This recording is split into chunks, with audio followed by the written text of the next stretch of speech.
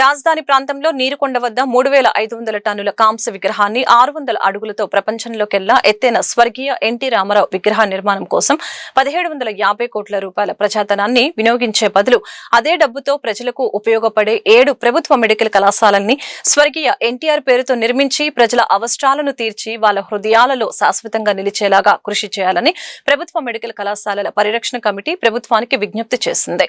గుంటూరులోని జన చైతన్య వేదిక హాల్లో జరిగిన మీడియా సమావేశంలో ప్రభుత్వ మెడికల్ కళాశాలల పరిరక్షణ కమిటీ రాష్ట్ర కన్వీనర్ డాక్టర్ ఆలా వెంకటేశ్వర్లు, కో కన్వీనర్లు కెఎస్ లక్ష్మణరావు, వల్లంరెడ్డి లక్ష్మణ్ రెడ్డి, కొరివి వినయ్ కుమార్లు పాల్గొన్నారు.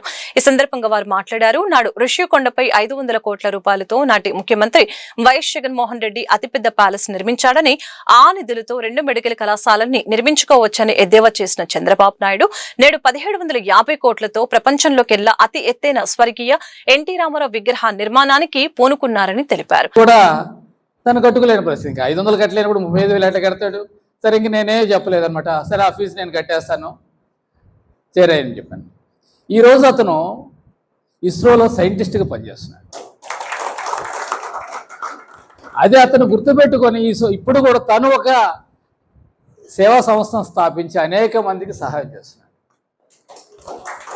కాబట్టి అటువంటి సంఘటన మనకు గుర్తొచ్చినప్పుడు అది ఎప్పుడు మనం చేసింది ఒక చిన్న సహాయం అవ్వచ్చు, కానీ ఎంతో ఆనందాన్ని ఇస్తుంది. మనం ఆస్తులు సంపాదిస్తాము, కార్లు కొంటుంటాము, ఒక ఇల్లు కాకపోతే ఇంకొక ఇల్లు, 2 ఇళ్ళు, 4 స్థలాలు కొంటుంటాము. వాటి వల్ల వచ్చే ఆనందం కన్నా కూడా నిజమైనటువంటి ఆనందం ధనంజయ రెడ్డి గారు చెప్పినట్లుగా ఇటువంటి సేవా కార్యక్రమాలతో వచ్చేటువంటి ఆనందం దేనితో కూడా మనం పోల్చలేము. కాబట్టి ఒక్కోసారి ఏంటంటే కొన్ని ప్రాబ్లమ్స్ కూడా ఉన్నాయి. మనం ఇచ్చినటువంటి సహాయం అది సద్వినియోగం అవుతుందా దుర్వినియోగం అవుతుందా అనేది ఒకసారి ఏంటంటే మనం ఇచ్చింది అది దుర్వినియోగం అయిందనుకోండి, మనం ఇచ్చింది బాధ కూడా కలుగుతుంది. అయ్యో మనం ఇట్లా ఇవ్వటం వల్ల ఇట్లా జరిగింది అని చెప్పేసి బాధపడే పరిస్థితి కూడా ఉంటుంది. అయితే కొన్నిసార్లు ఏంటంటే మనం ఇచ్చిన సహాయానికి ఇవాళ నేస్తం లాంటి ఆర్గనైజేషన్ కనుక మనం సహాయం చేస్తే, రూపాయి చేస్తే వాళ్ళు ₹20 సేవలు అందిస్తారు. అది సర్వీస్ ఛార్జెస్ వాళ్ళు తీసుకోరు కాబట్టి ₹20 సేవ అందిస్తారు. కాబట్టి మన రూపాయి అనేది ఎట్టి పరిస్థితుల్లో వృధా కాదు. అది చక్కగా ఎక్కడికి వెళ్ళాలో అక్కడికి వెళ్తుంది, అది చక్కగా ఉపయోగపడుతుంది. కాబట్టి మనం ధైర్యంగా ఇవ్వచ్చు.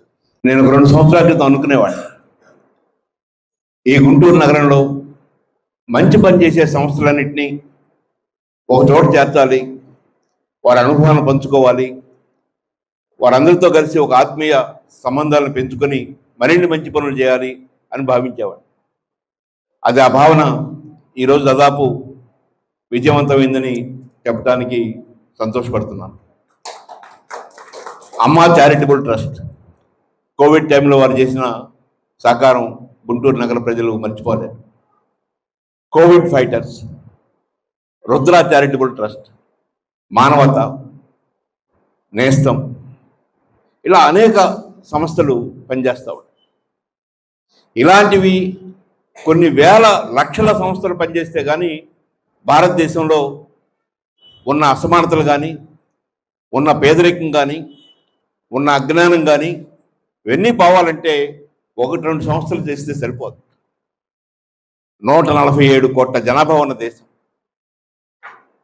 ఇటీవలనే సంస్థలో ఒక అనాథాశ్రమానికి ఏం కావాలి, ఏమేమి అవసరం అవుతాయి వాళ్ళకి అని చెప్పేసి మా దాంట్లో ఉన్న ట్యాగ్ లైన్ ప్రకారం, అంటే కష్టాన్ని గుర్తించే నేత్రం, కన్నీటిని తుడిచే హస్తం, అంటే ఏదో ఒకటి ఇచ్చేసి వచ్చేద్దాం అన్నది మా అభిప్రాయం కాదు.